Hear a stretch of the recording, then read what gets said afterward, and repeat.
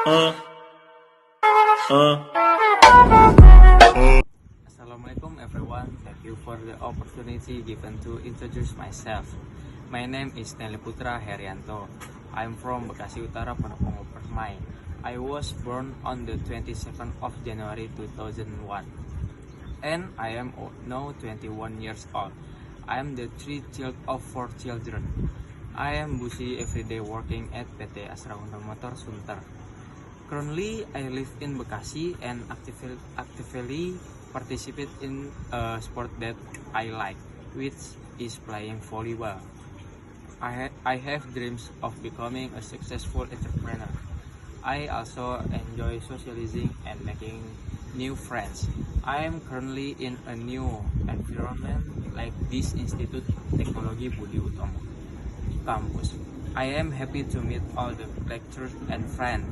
I hope I can be a good freshman. So much self-introducing for me. Assalamualaikum warahmatullahi wabarakatuh.